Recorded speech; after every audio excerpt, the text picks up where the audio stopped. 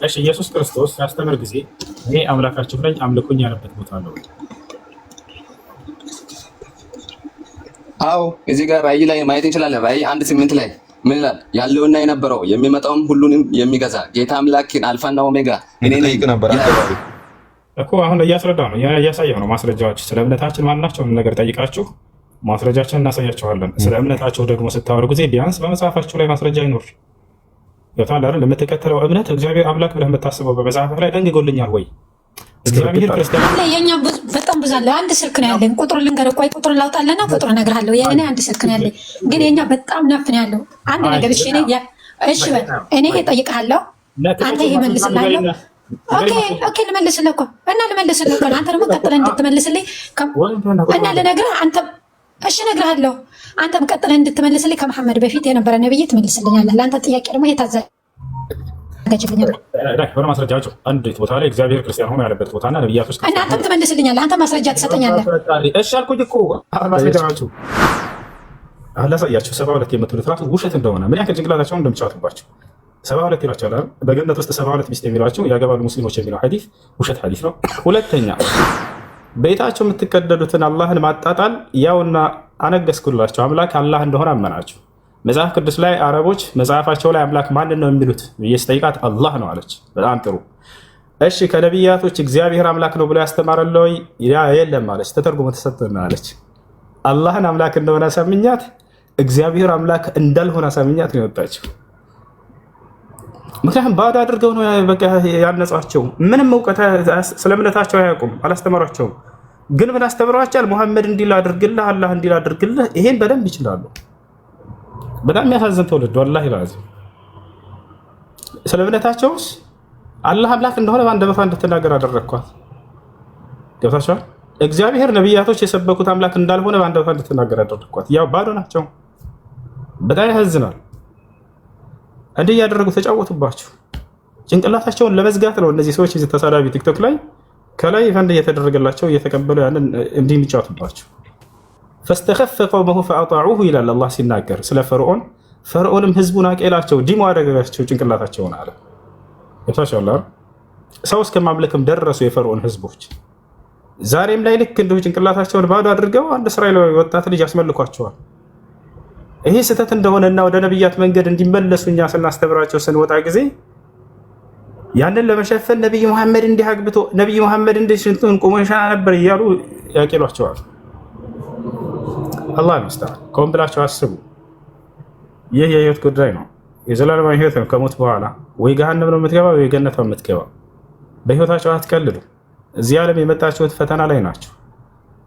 ውጤታችሁንም ከሞት በኋላ ነው የምታገኙት። ከአምላክ ፊት መቆም አለ አንድ ቀን። አላህ በቁርአን ላይ በእርሱ ላይ ልጅን ይዟል ምናምን ብለው ስለቀጠፉበት ከተናገረ በኋላ ወኩሉን አቲህ የውመል ቂያመቲ ፈርድ አለ። እያንዳንዱ ሰው በተናጠል ከፊቴ የሚመጣበት ቀን አለ የትንሣኤ ቀን እያለ ይናገራል። እያንዳንዱ ሰው ትመጣለህ። አምላክ አላህ ሱብሓነሁ ወተዓላ ፈጥሬህ ነበር፣ አይምሮ ሰጥቼህ ነበር እንድታገናዝብ። 72 ሸሌ ለመሸለም ይላል ኮሜንት ላይ። ምን ያክል ጭንቅላታቸው እንዳበላሻቸው አያቸው። አሁን ላሳያቸው 72 የምትሉት ራሱ ውሸት እንደሆነ ምን ያክል ጭንቅላታቸውን እንደሚጫወቱባቸው 72 ይሏቸዋል አይደል? በገነት ውስጥ 72 ሚስት የሚሏቸው ያገባሉ ሙስሊሞች የሚለው ሐዲስ ውሸት ሐዲስ ነው። በነቢያችን ሰለላሁ ዐለይሂ ወሰለም ላይ የተከተፈ ሐዲስ ነው። ላሳያቸው ማስረጃ ቢያንስ እንድትነቁ ማለት ነው። እንዲህ አይነት ነገር የሚያገራቸው መሐመድ እንደዚህ ነው አላህ እንደዚህ ነው የሚሏቸው ወላሂ ለዚህ እንዳትባንኑባቸው ነው። ምክንያቱም ሙስሊሞች መጽሐፍ ቅዱሳቸውን ይዘው ማስተማር ጀመሯቸው። የዛኔ ጭንቅላታቸውን እንዳታሰሩ አላህ እንዲህ ነው መሐመድ እንዲህ ነው እያሉ አይምሯቸውን ይደፍናቸዋል። አላህ ይመስገን። ለማንኛውም ላሳያችሁ እሱ ሐዲስ የውሸትና ضعيف ሐዲስ እንደሆነ እንድትረዱ ዘንድ ስማኝ። አንድ ነገር ይቅርታ ጥያቄ አለኝ። አንድ ነገር እግዚአብሔር ይመስገን የታወቀ አምላክ ነው የምንሰግደው። ሁለተኛ 72 ያሉት የእናንተ የማስተምሩ እንጂ የኛ የማስተምሩ አይደለም። ሞዴሬተሮች ለምንድን ነው ሚውት የማታረጉት? በማስረጃ እናወራ ነው። እሺ ሞዴሬተሮች እንትን በሉ በቃ እንዲጣልቃ ሲገቡ እስኪነገራቸው አጠብቁ። ሚውት አድርጓቸው። እንትን ፒኬ አካውንት ውስጥ ግቡና ኮፒ ሊንክ አድርጉለት። ሪፖርት በጣም ተደርጎበት ነው። ፒኬ የሚለው አካውንት ገብታችሁ ሁላችሁም ኮፒ ሊንክ አድርጉለት። ክርስቲያኖች ካላችሁ እስከዛሬ ሲዋሻቸው የነበረ ትልቅ ውሸት ሙስሊሞች በገነት ሄደው 72 ሚስት ያገባሉ እያሉ ይነግሯቸዋል አይደለ? በዚህም ምክንያት ወደ እስልምና እንዳትመጡ ወይም እስልምናን የወሲብ ዓለም ነው በቃ ገነት ብላቸው እንድትረዱ ጭንቅላታቸው ላይ ፖለቲካ ይሰሩባቸዋል። ይሄ ውሸት እንደሆነ ቅጥፈት እንደሆነ ይሄን ቁጥር ያዙትና እራሳቸው ሄዳቸው አንብቡት። ሱነን ኢብኑ ማጃህ 4337 ተመልከቱ፣ ያዙት፣ ጻፉት። ሱነን ኢብኑ ማጃህ 4337 ላይ ይገኛሉ። ሙስሊሞች በገነት 72 ሚስት ያገባሉ የሚለው ነገር ግን በጣም ያሳዝነው ያውና እዚህ ጋር ضعيف ይላል፣ ደካማ ውሸት የሆነ ሐዲስ ነው። ገብታችኋል አይደል? ሐዲስ ምን ይላል መሰላችሁ? እዚህ ቦታ ላይ عن أبي أمامة قال قال رسول الله صلى الله عليه وسلم ما من أحد يدخله الله الجنة إلا زوجه الله عز وجل 72 زوجة. الله عندنا مسو جنة يسكبهم يعني ما يسكبهم جنة بزيادة جنة وسط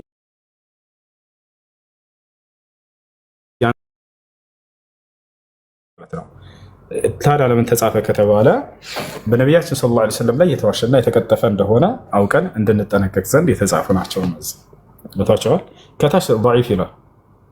ነገር ግን ይሄን አያሳያችሁም።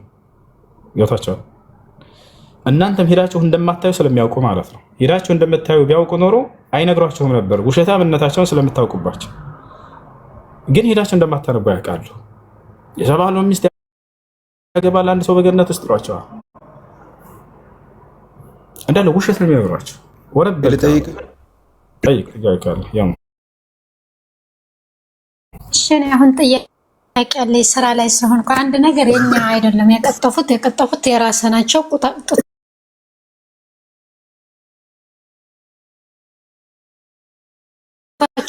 ኩች ያለ ያሉት የራሳችሁ መመራን ነው። ለራሳችሁ ቀስ ገብተዋል።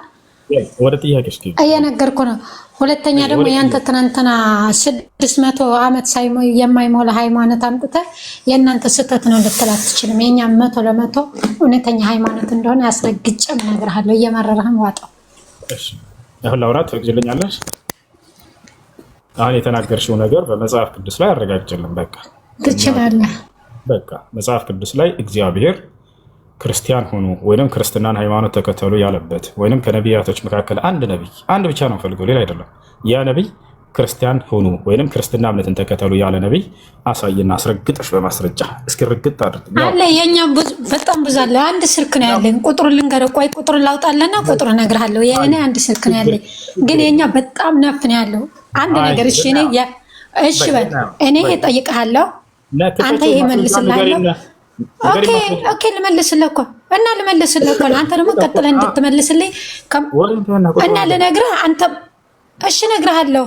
አንተም ቀጥለህ እንድትመልስልኝ ከመሐመድ በፊት የነበረ ነብይ ትመልስልኛለህ። ለአንተ ጥያቄ ደግሞ ታዘጋጅልኛለህ።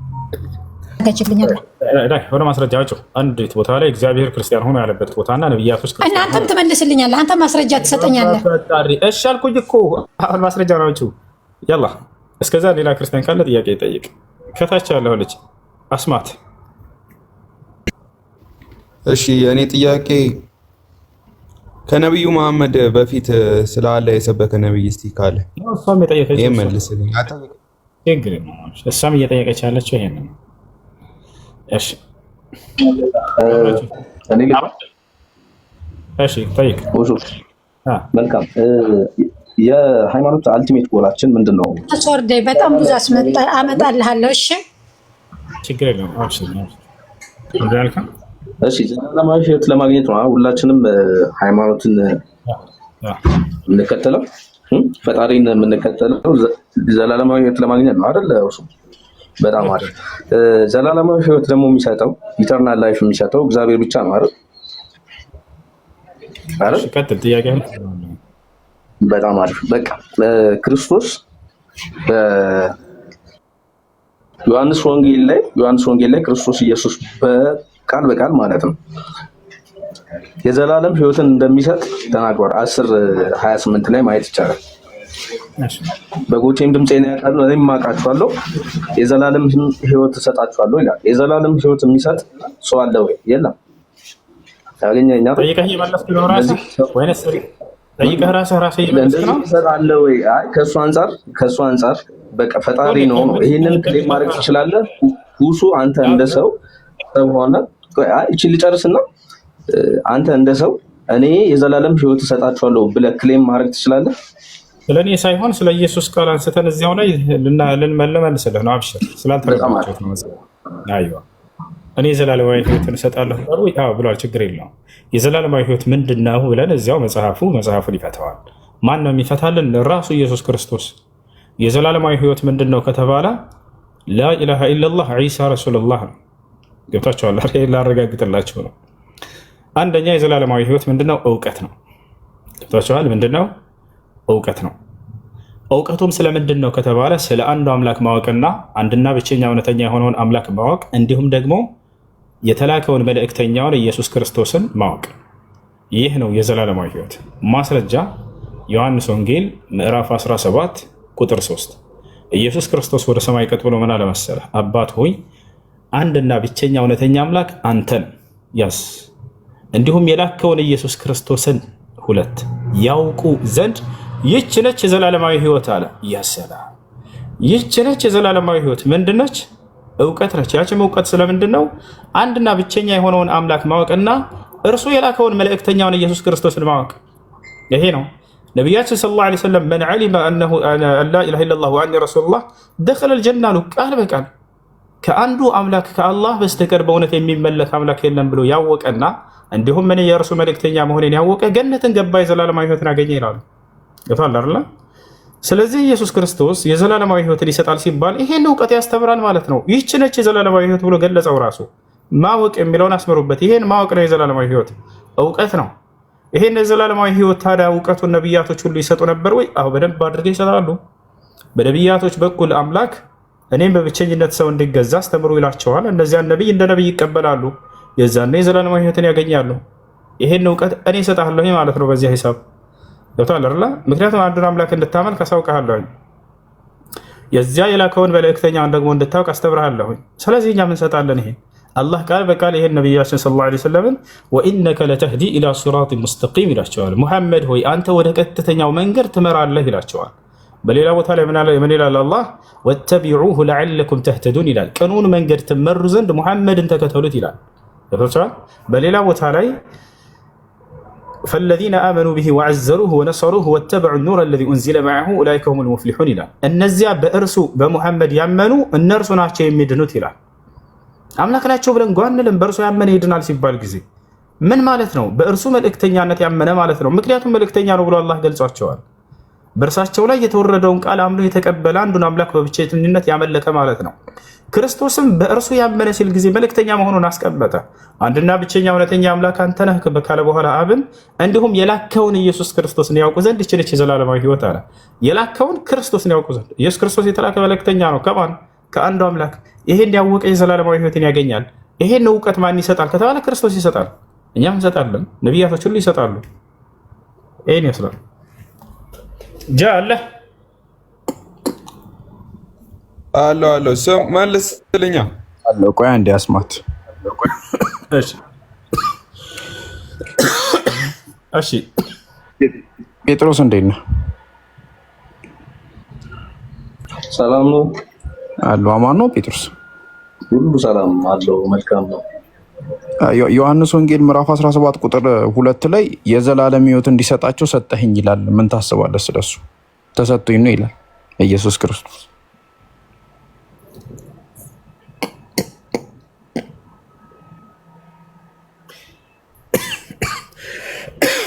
እሺ አንድ ነገር አለ ማለት በእኛ አስተምሮ መረዳት ያለብን ነገር አለ። አንደኛ ኮንቴክስቹዋል፣ እኛ በራሳችን ኢንተርፕሬቴሽን መውሰድ የለብንም ሁሉንም ነገር። አሁን ቅድም እሱ ክሌም ሲያደርጋቸው የነበሩት ነገሮች ምናልባት ስለሚያሳውቅ ነው።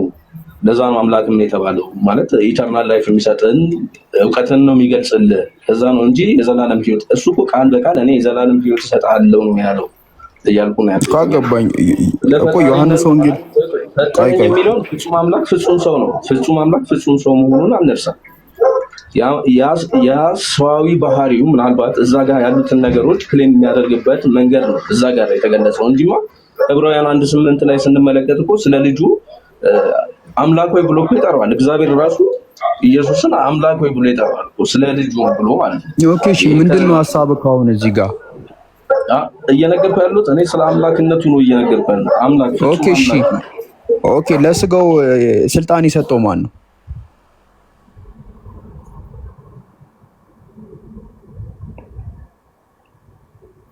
ለጴጥሮስ።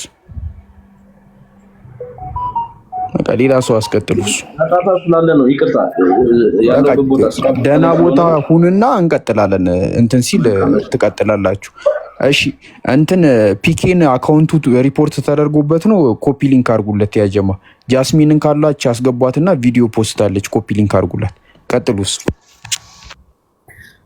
እሺ አሁን ጥያቄ መልስልኛ። እሺ ጥያቄ ምንድን ነው? ስለ እስልምና ከመሐመድ በፊት የሰበከ ነብይ አለ? አዎ አሉ። እስቲ እሺ ላሳየህ እያወጣሁኝ ወይንስ ልንገርህ ማስረጃው? አይ እያወጣ ሳይ ችግር የለውም።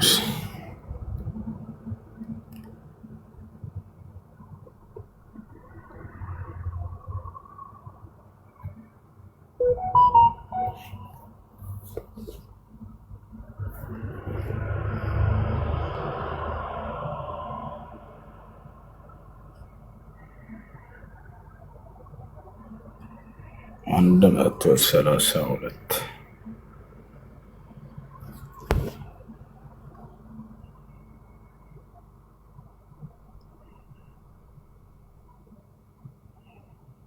ካቸው እናያለን። በእርሷም በሕግጋቲቱ ኢብራሂም ልጆቹን አዘዘ ይላል። ያዕቆብም እንደዚሁ ልጆቹን አዘዘ።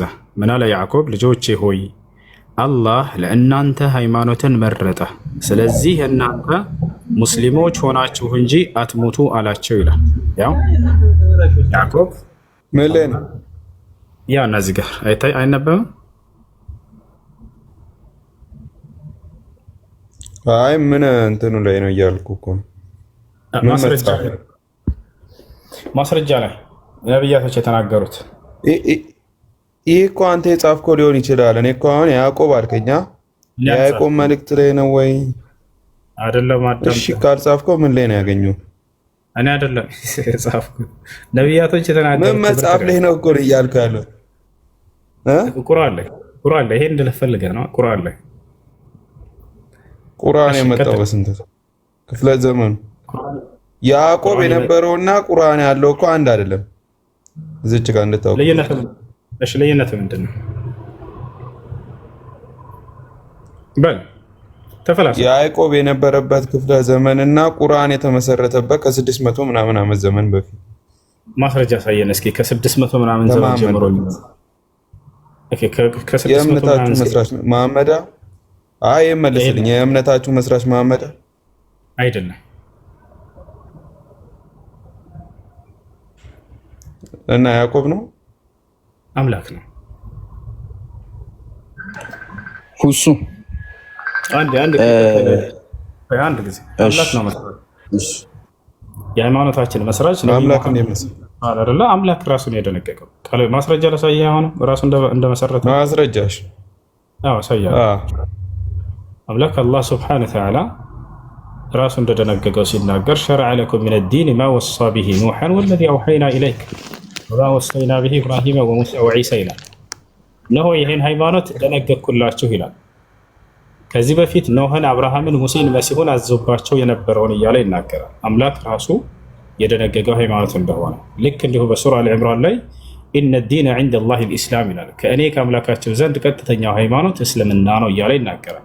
አምላክ ራሱ ወረዲቱ ለኩም ልኢስላም ዲና ይላል። ሃይማኖትን ሁሉ እስልምናን ብቻ ወደድኩላቸው እያለ ይናገራል። አምላክ ደነጋጌውን የደነገገው እርሱ ነው።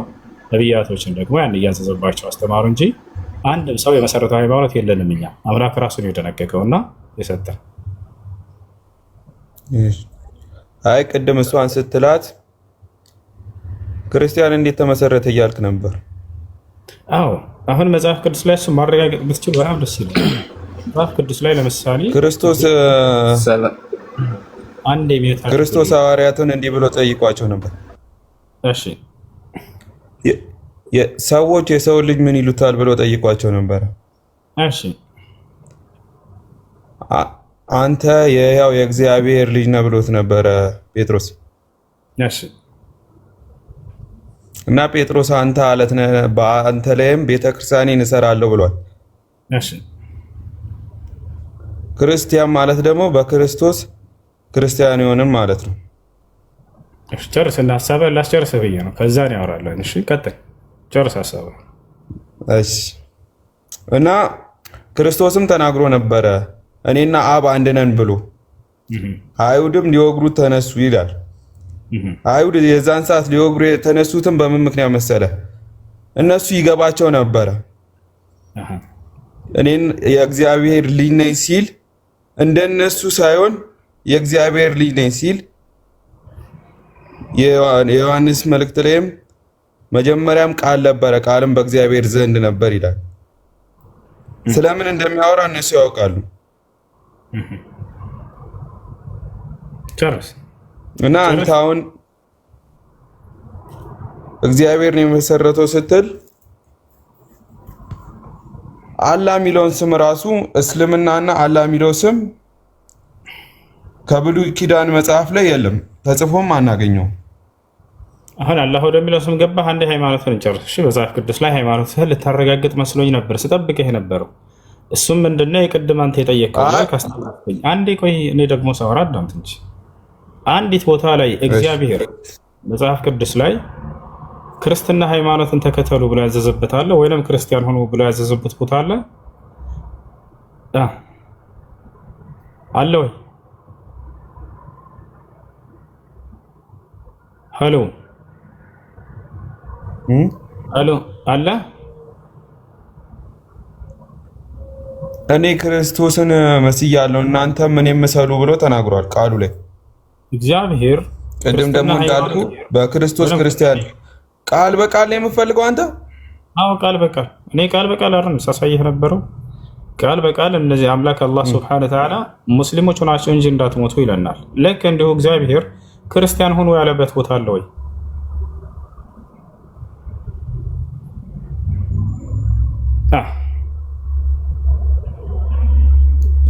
አሁን እኔ እዚች ጋር እኮ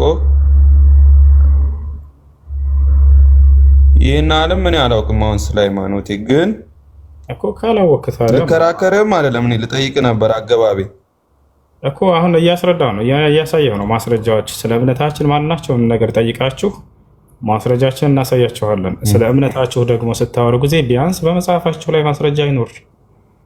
ይወታል አይደል? የምትከተለው እምነት እግዚአብሔር አምላክ ብለህ የምታስበው በመጽሐፍህ ላይ ደንግጎልኛል ወይ? እግዚአብሔር ክርስቲያን ሁን ብሎኝ ነው ወይ ክርስቲያን የሆንኩት ብላችሁ ራሳችሁን ጠይቁ። አንዲት ቦታ ላይ እግዚአብሔር ክርስቲያን ሆኖ ብሎ አላዘዘም። እሺ ከነቢያቶች መካከል እንደው እነዚያ ሁሉ ነቢያቶች አምላክ ሲያናግራቸው ነበር ብላችሁ የምታምኗቸው የምትቀበሏቸው ነቢያቶች አሉ መጽሐፋችሁ ላይ እነ ሙሴ ምናምን እንደዚህ አንዳ ያ ሁሉ ዘመናት ነቢያት ሲያሳልፉ ይህን ሃይማኖት ሳይሰብኩ ነው የሄዱት። ክርስቲያን ሆኖ ያሉበት ቦታ አለ አንድ ቦታ ላይ ላ የለም በፍጹም። አሁን ቀደም ቤተክርስቲያኔን በአለት ላይ ምናምን ያልከው ምኩራብ ለማለት ነው። ምኩራብ ብሎ አስቀምጦታል። ፍቹን አሳያለሁ ከፈለክ ይወታል አይደል? ክርስቲያን መባል የጀመሩት ሲጀመር መቼ እንደሆነ የሐዋርያ ስራ ላይ ያስቀምጠዋል። የሐዋርያ ስራ ምዕራፍ 11 ቁጥር 26 ላይ ምን ይላል? ደቀ መዛሙርትም ለመጀመሪያ ጊዜ በአንጾኪያ ለአንድ ዓመት ያክል በቤተክርስቲያን ተሰባሰቡ ይላል። በዚያም ለመጀመሪያ ጊዜ ክርስቲያን ተባሉ ይላል። አይ መቼ? ኢየሱስ ክርስቶስ ካረገ ከሄደ በኋላ ደቀ መዛሙርት የሚላቸው ደግሞ የሚገርምህ ክርስቶስ የመረጣቸው 12ቱ እንዳይመስልህ ከነዛ ውስጥ አይደለም። ጳውሎስና ባርናባስ ብሎ ያስቀምጠዋል። ጳውሎስና ባርናባስ የተባሉት መቼ እንደሆነ መጽሐፉ ያስቀምጣል እዚያ። ስለዚህ እግዚአብሔር አንዲትን ቦታ ላይ ህዝቡን ክርስቲያን ሆኖ ብሎ በነቢያት በኩል አላዘዘም። ልክ እንዲሁ ደግሞ ነቢያቶች አንዲት ቦታ ላይ ክርስቲያን ሆኖ ብሎ አልተናገሩም። አንድም ነቢይ ልክ እንደሆነ የክርስቲያን ነኝ ብሎ ራሱን የገለጸ የለም። አምላክና ነቢያቶች የማያውቁት መንገድ ከሆነ በጌታ ይስምላቸዋለሁ የዲያብሎስ መንገድ ነው፣ የአምላክና የነቢያት መንገድ አይደለም። ወታችኋል አይደል? ወዴት የማይደርስም ይሄ ወደ ሲኦል ነው የሚከታችሁ፣ ወደ ገሃነም ነው የሚከታችሁ። በቀይን ዓለም ማግኘት የፈለገ ሰው አምላክና ነቢያት የሰበኩትን መንገድ ይፈልግ። ወታችኋል አይደል? በመጽሐፋችሁ ላይ ክርስትና የሚባለውን እምነት የሰበከ አንዲትም አምላክ የሚሆን ነቢያት ይሄን ይመስላል። ይሄን ማረጋገጥ የሚችል ካለ መመለስ ይችላል። እግዚአብሔር አንዲት ቦታ ላይ ክርስቲያን ሆኑ ወይንም ደግሞ ክርስቲያን ሁን ብሎ ያናገረው ነብይ ካለ ወይ አንድ ነብይ ራሱን እኔ ክርስቲያን ነኝ ብሎ የገለጸ እሺ ወጥቷል። ቀጣይ ይመልሳል። ሰላም አለይኩም። እሱ ጥያቄ አለኝ።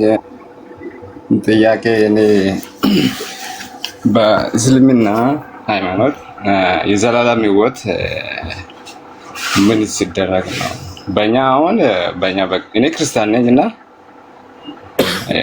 እግዚአብሔር ሲናገር በልጁ የሚያምን የዘላለም ሕይወት እንዲኖረው እንጂ እንዳይጠፋ አንድያው ልጁን እስኪሰጥ ዓለምን እንዲወደዋል ይላል። ግን በእስልምና ሃይማኖት ዘላለምን ለማግኘት ዘላለም ሕይወትን ለማግኘት ምን ማድረግ ነው ያለበት? እሺ አስረዳሃለሁኝ። እስልምና ያለውን አንፃር መጀመሪያ እንመልስላቸዋል። ስለ እስልምና አስጠይቁ።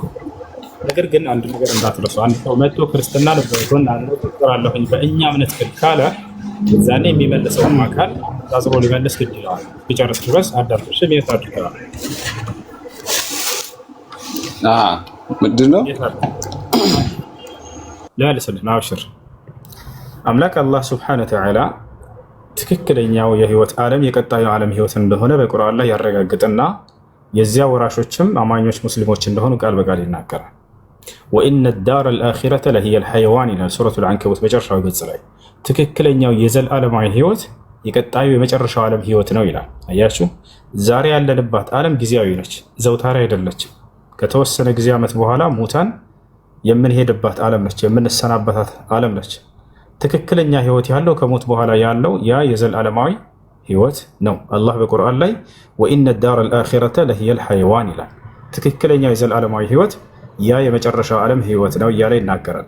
ታዲያ ያን ማን ነው የሚወርሰው ከተባለ በምንስ ነው ሰው ሊወርስ የሚችለው ያን የዘላለማዊ ህይወት ገነትን ከተባለ አላህ በጣም በርካታ ቦታ ላይ ይናገራል።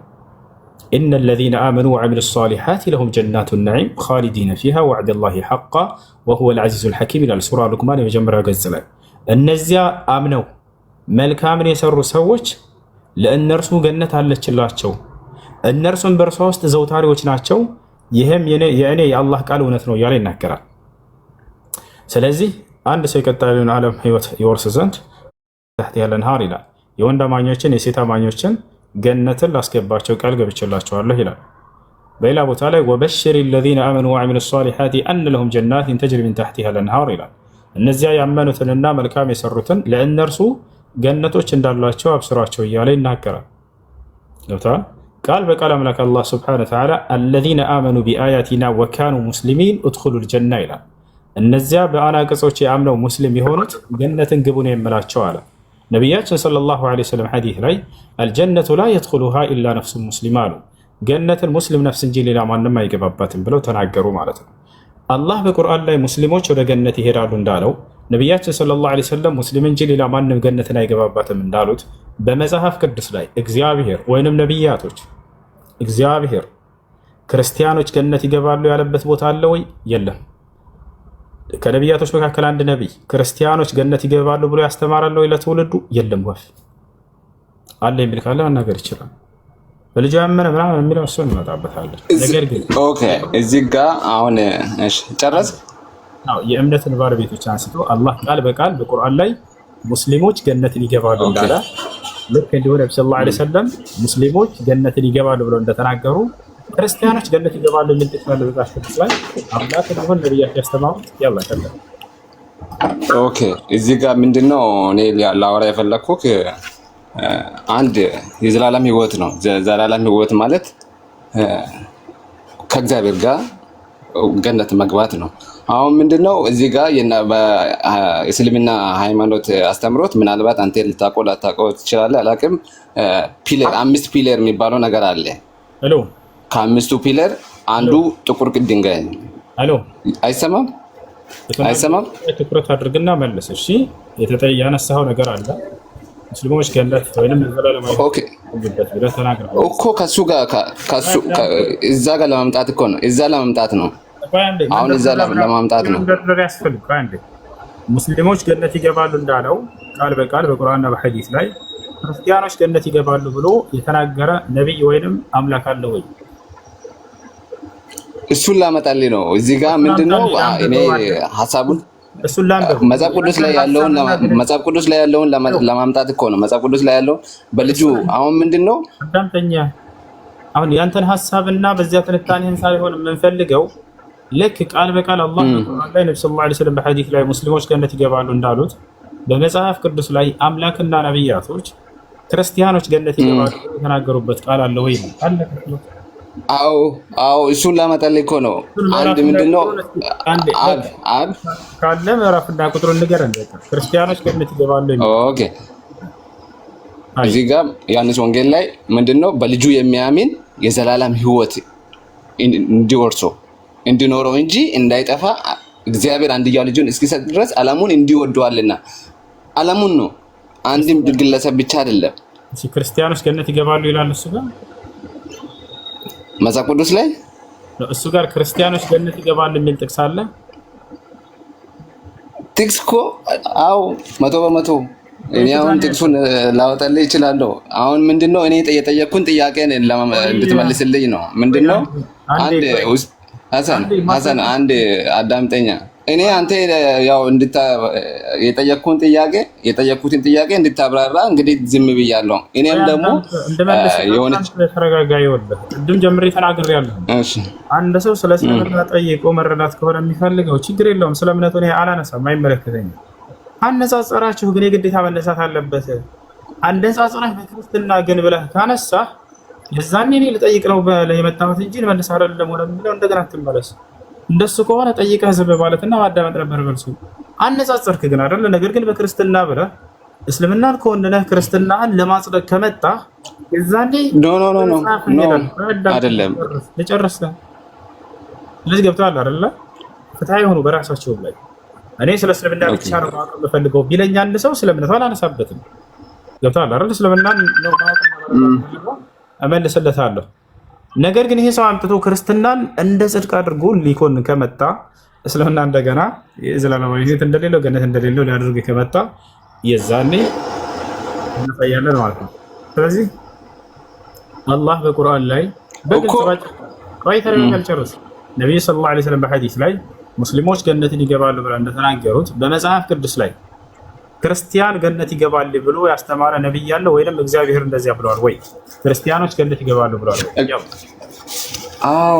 አዎ ምንድነው እሱም ገነት ልንገባ የምንችለው በኢየሱስ በማመን ብቻ ገነት መግቢያ ነው። በኢየሱስ በማመን ገነት ይገባሉ የሚል ቃል በኢየሱስ ክርስቶስ ክርስቲያኖች ገነት ይገባሉ የሚል ቃል አለ። የዘላለም ሕይወት ምንድነው? የዘላለም ሕይወት ይወርሱ ዘንድ አይልም? እሺ ክርስቲያኖች ገነት ይገባሉ ይላል ወይ ነው? ክርስቲያኖች የዘላለማዊ ሕይወት ስፔሲፊክ አሁን በቃ ዘላለምን ሕይወት ነው። ገነትና ዘላለም አንድ ነው። እዚህ ጋር ማየት ያለብህ እና ዘላለማዊ ሕይወት ምንድነው ሳይሆን ጥያቄው ክርስቲያኖች ገነትን ወይንም ክርስቲያኖች የዘላለማዊ ሕይወትን ይወርሳሉ የሚል ቃል አለ ወይ? ለክርስቲያኖች የዘላለም ሕይወት ይወርሱ ዘንድ ስርዓት አስቀምጠዋል። ይወርሱ ዘንድ በልጁ በኢየሱስ ክርስቶስ ማመን ነው። አሁን ማን ነው ካልከን እዚህ ጋር ማስቀመጥ ዘፍጥረት ላይ ያለው አለ። እንደ ኢየሱስ ክርስቶስን እንደ መልከ ጼዴቅ ያስቀምጣል። ዘፍጥረት ላይ መልከ ጼዴቅ ማን ነው? አብርሃም ሰውን ገሎ ሲመጣ የባረከ ሰው ነው። ምንድነው? አባት ልጅ የለውም፣ አባት እናት የለውም፣ የእድሜ ገደብ የለውም። መልከ ጼዴቅ አይደለም እያወራን ያለ ነው። ሙስሊሞች ገነት ይገባሉ የሚል ቃል በቃል እንደምናመጣልህ ክርስቲያኖች ገነት ይገባሉ የሚል ቃል አለ መጽሐፍ ቅዱስ ላይ። የሆነ ጥቅስ አንስተ ያንተን ግንዛቤ እንድትነግረኝ ሳይሆን አለ ወይ እንዲህ ብሎ ያስተማረ ቃል በቃል ወይ እግዚአብሔር ወይ ነብያቶች ክርስቲያኖች ገነት ይገባሉ የሚል ቃል ተናግረዋል ወይ? እኮ መጽሐፍ ቅዱስ ይናገራል። ምንድነው መጽሐፍ ቅዱስ የሚናገረው? መጽሐፍ ቅዱስን ታምናለህ? መጽሐፍ ቅዱስ እንደ በትክክል እንደሆነ አሁን ሌላ ርዕስ አትቀይር። ክርስቲያኖች ገነት ይገባሉ ብሎ እግዚአብሔር ወይ ነብያቶች ተናግረዋል ወይ? ከዚያ ታልኩ አዎ ገነት ይገባሉ የሚለው ምንድነው? እሱም በልጁ በኢየሱስ ክርስቶስ ሲያምን የዘላለም ሕይወት ይወርሳል፣ ገነት ይገባል ነው። ማመን ምን ማለት ነው የሚለው ገና ሌላ ፍች ያስፈልገዋል። እባክህ ክርስቲያኖች ገነት ይገባሉ የሚል ጥቅስ አለ ወይ ነው ግን ጥያቄው። እሱን ነገር ምናልባት ሞር ላላውቀው እችላለሁ። እንግዲህ ሰርች ማድረግ እችላለሁ። እሱ አይደለም እኔ የጠየኩትን ጥያቄ አሁን የጠየኩትን ጥያቄ እንደዛ አይደለም። አሁን የዘላለም ሕይወት ይወርሱ ዘንድ አስቀምጠዋል መጽሐፍ ቅዱስ ላይ። የእናንተ የራሱ የሆነ ፒለር አለ እኔ እንደማውቀውና የእናንተ አስተማሪዎች እንደሚያስተምሩ ወደ መጣው ጥቅስ ልሄድልህ። አሁን ክርስቲያኖች ገነት ይገባሉ የሚል በቃል የለም። ይሄንን ተስፋ አሁን ሁለተኛ መጣው ጥቅስ ነበር ሲያነብ የነበረው ሁሉ ወደዚያ እንሂድ። በልጁ የሚያምን ቀጥል። አዎ በልጁ የሚያምን የዘላለም ሕይወት ይወርሱ ዘንድ እግዚአብሔር አንድያ ልጁን እስኪሰጥ ድረስ ዓለምን እንዲወደዋልና። በጣም ጥሩ። ዓለምን በልጁ ማመን ማለት ነው። ልጁ አምላክ ነው። በልጁ ማመን ማለት ነው። አዎ በልጁ የሚያምን ማለት አንድ መጀመሪያ ላይ ምን ነበር? ቃል ነበር። አሁን እሱ ጋር ሳመጣልህ የሰው ኃጢአት በብሉይ ኪዳን ላይ የሰው ኃጢአት የሚሰራው በእንስሳ ደም ነው። ያንን ደግሞ በልጁ ማመን ማለት አንድ ጊዜ ልጠይቅህ፣ በቃ ለጥያቄ ላድርግልህ አጠር እንዲል ማለት ነው። እሺ በልጁ ማመን ማለት ክርስቶስ አንተ ታመልከዋለህ ለምሳሌ አይደለ? ክርስቶስን አምላክ ነው ብለህ። አዎ በጣም ጥሩ። ኢየሱስ ክርስቶስ ያላስተማረው ትምህርት ደግሞ የዘላለማዊ ሕይወትን ሊያስገኝ አይችልም። ክርስቶስ ያስተማረው ትምህርት ደግሞ የዘላለማዊ ሕይወትን ያስገኛል። ልክ ነኝ ወይስ ተሳስቻለሁ?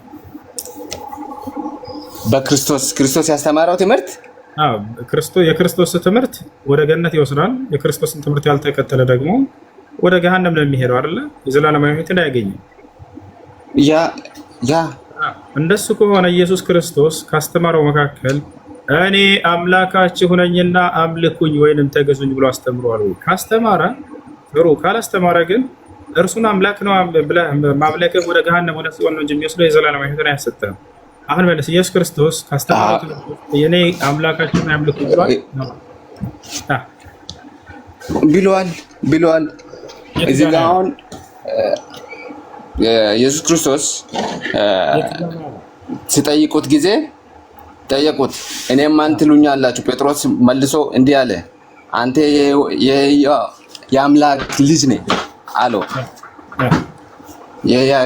አምላክ ምንድነው? እሱ በስጋ ስላለ ነው። በመንፈስ አንድ ናቸው። አብና ወልድ መንፈስ ቅዱስ አንድ ናቸው። ሄሎ እኔ አምላካችሁ ነኝ አምልኩ ያስተማረበትን ጥቅስ ነው የተጠየቀው። ማገዝ ይቻላል እሱ አንድ እኔ አምላካችሁ ነኝ አምልኩኝ ብሎ ያስተማረበት ቦታ አለ ወይ መጽሐፍ ቅዱስ እኮ ልስጥህ። እኔ ንገር እኮ ምንድነው? እዚህ ጋር አምላክ ነው፣ እሱ አምላክ ነው። አምልኩኝ አንተ አምልክ ስላለ ነው እንደምታመልክለት። አምላክ ነው እሱ፣ ፍጹም አምላክ ነው፣ ፍጹም ሰው ነው። እኔ አምላካችሁ ነኝ አምልኩኝ ብሏል ወይ? አዎ አምላካችሁ ነኝ አስቀምጦታል። እንግዲህ አምላክ እንደሆነ መጽሐፍ ቅዱስ ላይ ማየት እንችላለን። ራዕይ ምዕራፍ 1 ላይ ያው አንድ ሰው ያወራ ለምን ጣልቃ ትገባላችሁ? በተራ ጠብቁ። ቢያንስ ለጓደኞቻችሁ ክብር ይኑራችሁ። ወይ እሱ እኔ ማውራት አልችልም፣ በቃ ታውራ አለ፣ ችግር የለም። አንዱ ሲጨርስ ግን ያነፈቻላችሁ። እሺ ኢየሱስ ክርስቶስ ሲያስተምር ጊዜ እኔ አምላካችሁ ነኝ አምልኩኝ ያለበት ቦታ አለው? አዎ እዚህ ጋር ራዕይ ላይ ማየት እንችላለን። ራዕይ 1:8 ላይ ምን ይላል? ያለውና የነበረው የሚመጣውም ሁሉንም የሚገዛ ጌታ አምላክን አልፋና ኦሜጋ እኔ ነኝ ይላል። ማን? ኢየሱስ ክርስቶስ። ያለውና የነበረው ኢየሱስ አይደለም መሰለኝ። አንዴ አዳምጥ። በመጀመሪያ እኔ አምላካችሁ ነኝ አምልኩኝ ያለበት ቦታ ነው የተባለው። ክርስቶስ ሲያስተምር ጊዜ የተናገራቸው ቃላቶች በወንጌላት ላይ አንዲትም ቦታ ላይ እኔ አምላካችሁ ነኝ አምልኩኝ አላለም። ከዛ ወደ ራዕይ እንመጣለን፣ ችግር የለም። ስለዚህ ኢየሱስ ክርስቶስ አምልኩኝ ወይንም ተገዙኝ ያለበት ቦታ አለ። ወደ ራዕይ ላይ ሄድ ይላል፣ ችግር የለም እኮ እዚህ ጋር ያስቀምጣል። ይላል እያለ እየተናገረ ይላል የሚለው ማን ነው? ይላል የሚለው ማን ነው? ኢየሱስ ነው እየተናገረ። ጻፊ እኮ ነው እዚህ ጋር ዮሐንስ እኮ ነው የጻፈው። ዮሐንስ በመንፈስ ቅዱስ ተመርቶ ነው ይሄንን መጽሐፍ ቅዱስ እየጻፈ ያለ። በማመን እኔ ደግሞ ያልኩህ ኢየሱስ የተናገረበት ነው። እኮ ኢየሱስ ያለውን እኮ ነው እዚህ ጋር የጻፈው ይላል የሚለው ማን ነው? ዮሐንስ። ስለዚህ ዮሐንስ ነው እየተናገረ ያለው ማለት ነው። ለምን ያለውን ነው አይደለም። የቃሉ ባለቤት ማን ነው ሲጀምር? አንተ የቃሉ ባለቤት ማን መስሎ? የቃሉ ባለቤት እግዚአብሔር ነው፣ አብ ነው አይደለ? አዎ። ስለዚህ እየተናገረ ያለው አብ ነው ማለት ነው። እናመሰግናለን። አብ ወልድ መንፈስ ቅዱስ አንድ ናቸው። አንድ ናቸው የሚለው የት ጋር ነው ያለው?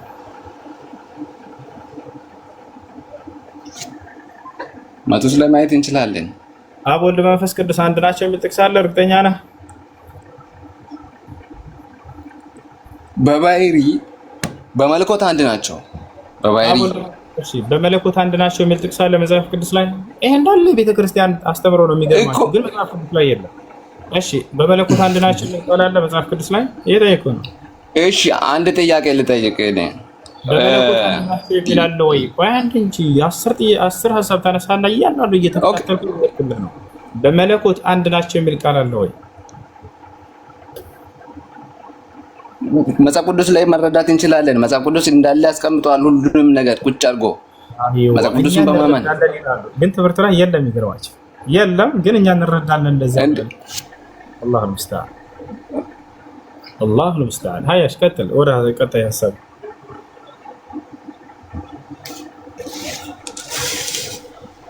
አሁን ኢየሱስ ክርስቶስን እኮ ነው አሁን ምንድነው አምላክ አይደለም ብለህ ነው አሁን እያወራ ያለ።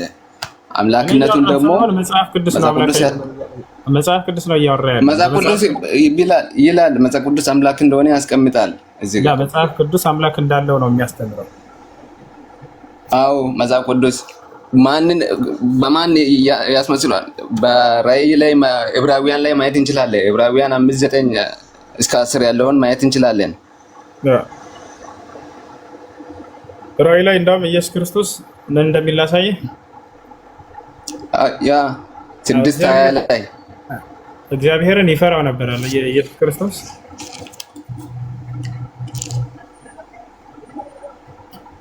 ኢየሱስ ክርስቶስ አዎ እግዚአብሔርን በጣም ይሰማል። አዎ እግዚአብሔርን በጣም ይፈራው ነበር አይደለ?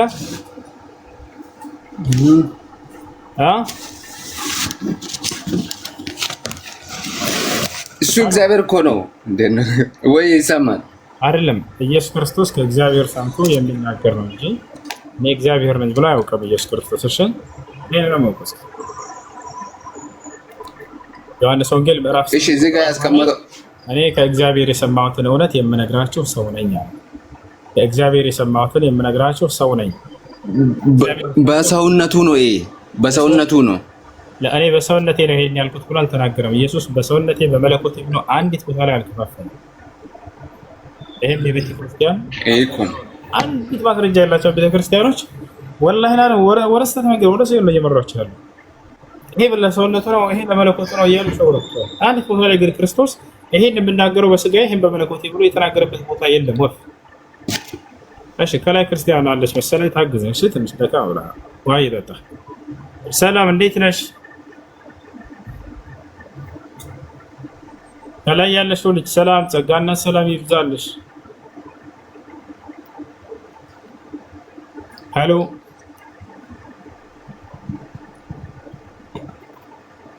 ሄሎ። እሺ ጆቢራ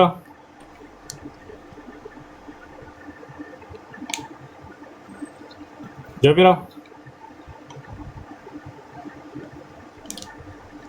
አሰላሙ አለይኩም። ይሰማል? ወአለይኩም ሰላም ወራህመቱላሂ ወበረካቱ። ደህና ነኝ። እንዴት ነህ? አልሐምዱሊላህ። ማን ነው? ሄሎ አለን። አልሐምዱሊላህ። ሰላም አለይኩም። ወአለይኩም ሰላም።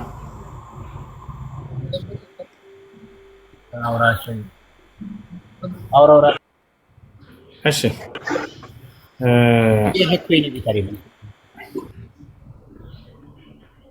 እሺ፣ ከላይ ያለሽው ልጅ አለሽ?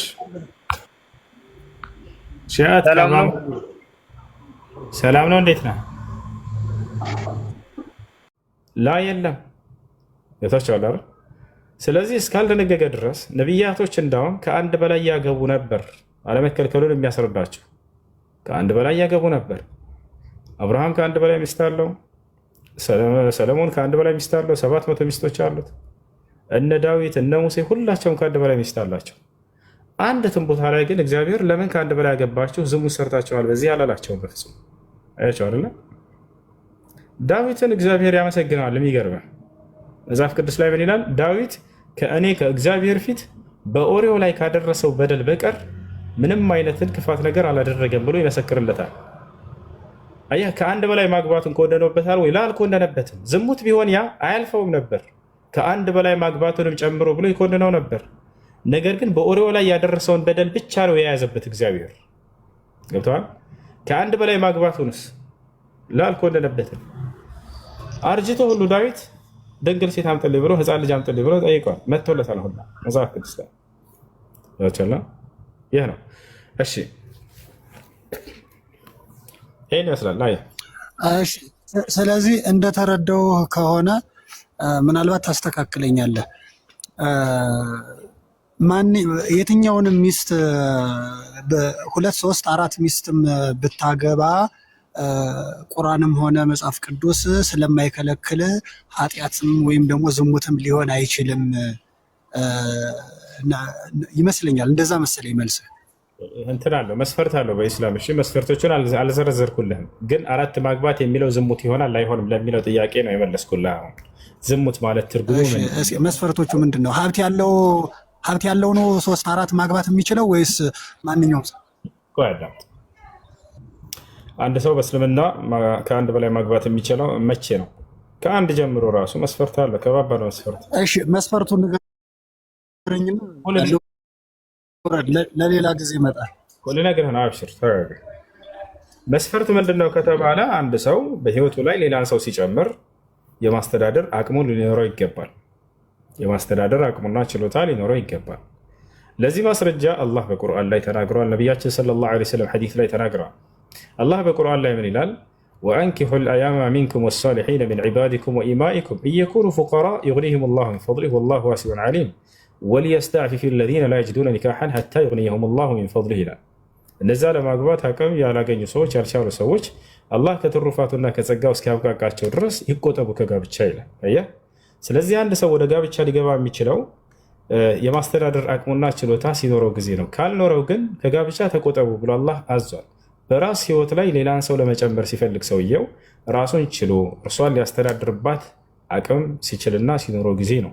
ከሐዲስ ማስረጃ ቃለ ነቢዩ ሰለላሁ ዐለይሂ ወሰለም ያ መዕሸረ ሸባብ መን ስተጣዐ ሚንኩም ልባአተ ፈልየተዘወጅ ወመን ለም የስተጣዕ ፈዐለይህ ብሰውም ፈኢነሁ ለሁ ዊጃእ። ነቢያችን ሰለላሁ ዐለይሂ ወሰለም ምን አሉ? ወጣቶችን አንዴ ሰብሰብ ብሎ አግኝተዋቸው የነገሯቸው እናንተ የወጣት ስብስቦች ሆይ ከእናንተ የጋብቻን ጣጣ መቋቋም የሚችል ካለ ያግባሉ። አየህ። ስለዚህ አንደኛው መስፈርት ምንድን ነው? የጋብቻን ጣጣ መቋቋም የሚችል የማስተዳደር አቅሙ ያለው ሰው መሆን አለበት። ሌላ ሐዲስ ማስረጃ ልስጥህ። ጃአ ረጁሉን ኢለ ነቢይ ሰለላሁ ዐለይሂ ወሰለም ወቃለ ያ ረሱለላህ هل لزوجاتنا علينا حقا؟ فقال له النبي صلى الله عليه وسلم نعم، أن تطعمها إذا طعمت وتكسوها إذا اكتسيت ولا تضرب الوجه ولا تقبه وألا تهجرها إلا في البيت. عند سول النبي صلى الله عليه وسلم زند بمتى ጠየቃቸው አንቱ የአላህ መልእክተኛ ወይ ለመሆኑ ሚስቶቻችን በእኛ ላይ ሐቅ አላቸው መብት አላቸው ወይ ብሎ ጠየቀ። ነብዩ ሰለላሁ ዐለይሂ ወሰለም ምን አሉ? አዋላቸው፣ ስትበሉ ልታበሏቸው፣ ስትጠጡ ልታጠጧቸው፣ ስትለብሱ ልታለብሷቸው ብለው የማስተዳደር አቅሙና ችሎታ ሊኖረው እንደሚገባ ነግረውታል። ያን ካላደረገ ግን ማግባት አይችልም። አንድም ራሱ አይደለ ያልቻለ ሰው ምን ያድርግ ሲባሉ ጊዜ ሲቀጥሉ ምን አሉ? ወመን ለም የስተጢዕ ፈዐለይህ ቢሶም፣ ያልቻለ ሰው ጾምን ይጾም አሉ። ይህን ይመስላል። እና ስለዚህ የማስተዳደር አቅሙና ችሎታ ሊኖረው ይገባል። ከአንድ በላይ ማግባት ይፈልግ ሰውየው። ሁለተኛው መስፈርት ምንድነው? ሁለተኛና ከዚያ በላይ የፈለገ ሰው አንድ ሊጨምርልህ ሌላ ከባድ መስፈርት አለ። ለፈለገ ሰውየው ሀብታም ስለሆነ እንዳው የዓለም ገንዘብ እንዳው በእጁ ቢሆን የማስተዳደር አቅሙ ስለቻለ ብቻ ማግባት ይችላል ወይ? ላ አይችልም። ገንዘብ አይደለም ዋናው ነገር፣ ዋናው ነገር እርሱ አይደለም። ከዚያ በኋላ ከባድ መስፈርት አለ በኢስላም። እንዲህ ዝም ብሎ በከንቱ አይደለም ማግባት የተፈቀደው። ሁለተኛ ሶስተኛ እነዚህ መስፈርት ካላሟላ ማግባት አይፈቀድለትም። ቢያገባ ቅጣት ይጠብቀዋል። የሚገርማቸው ቅጣቱ ምንድን ነው የሚለውን ሁሉ ነገራቸዋለሁ። እርሱም ሁለተኛ ምንድን ነው? ሁለተኛና ሶስተኛ ከዚያ በላይ ማግባት ይፈልግ እስከ 4 ሰውየው የማስተዳደር አቅሙና ችሎታው መኖሩ ብቻ ሳይሆን ፍትሃዊነት፣ ይሄ ነው ትልቁ መስፈርት። ምክንያቱም አብዛኛው ሰው ሲያገባ ጊዜ ከመጀመሪያዊቱ ይልቅ ሁለተኛዋን አዲስ የሚያገባትን ይበልጥ አስበልጦ ሌላ ትኩረት ይሰጣል፣ ያችኛዋን ወደ መተው ይሄዳል። ይህን የሚያደርግ ከሆነ አይፈቀድለትም፣ ከልክሏል አላህ። ወዲያው ምን አለ? ሁለትም ሶስትም አራትም አግቡ ካለ በኋላ ሱረቱ ኒሳ ላይ ፈኢን ኺፍቱም አላ ተዕዲሉ ፈዋሒደተን አለ።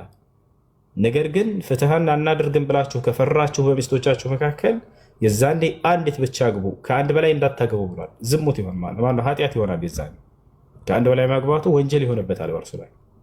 አየህ አይደለ? ፍትሃዊ መሆን አለበት። የማስተዳደር አቅሙና ችሎታው ሊኖረው ይገባል። በሚስቶቹ መካከል ሊያዳላ አይገባም። በመካከላቸው ፍትህ ሊያደርግ እሱን ነው ያልኩህ። ብዙ ጊዜ ሚዲያ ላይ የምሰማ አመሰግናለሁ። እሱን ነው ያልኩህ። ብዙ ጊዜ ሚዲያ ላይ ሀብት ያላቸው ብቻ ናቸው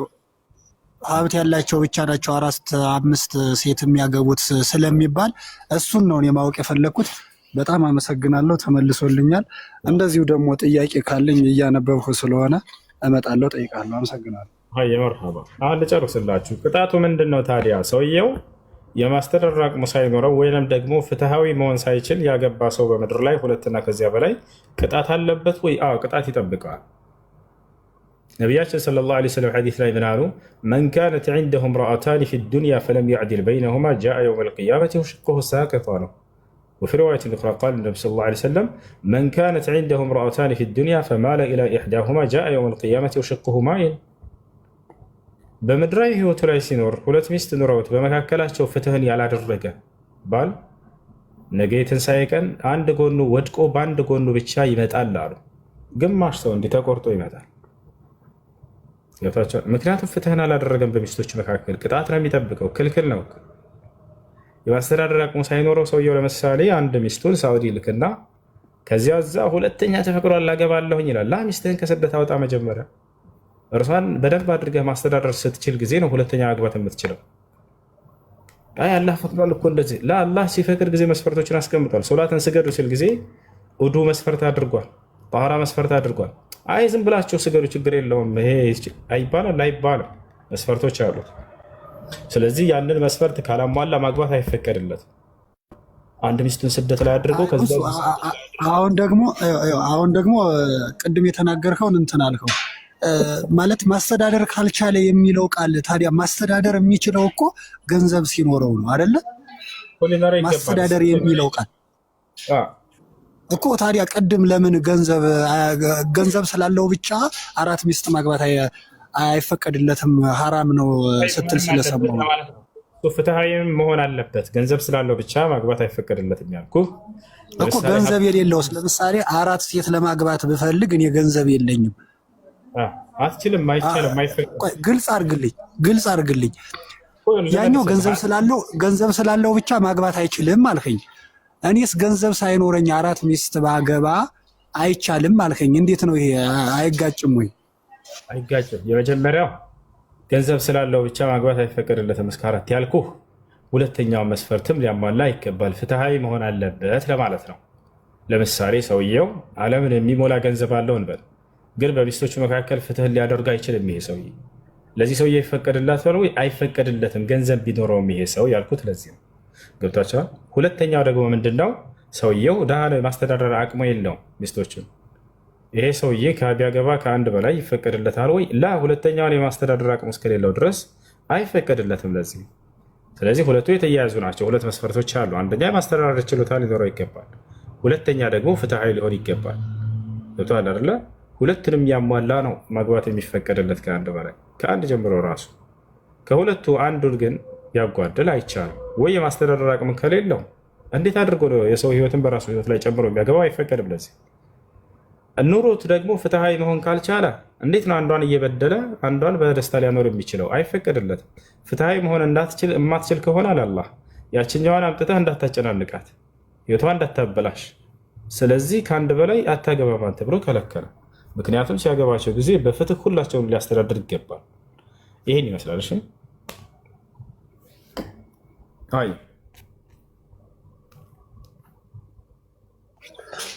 አመሰግናለሁ። አክብረህ ጥያቄን ስለመለስክልኝ አመሰግናለሁ። ጥያቄ ካለኝ እመለሳለሁ ሌላ ጊዜ። አይ መርሐባሽ። እሺ ጥያቄ ያለ ካለ ይቀጥል። ሰላም አለይኩም።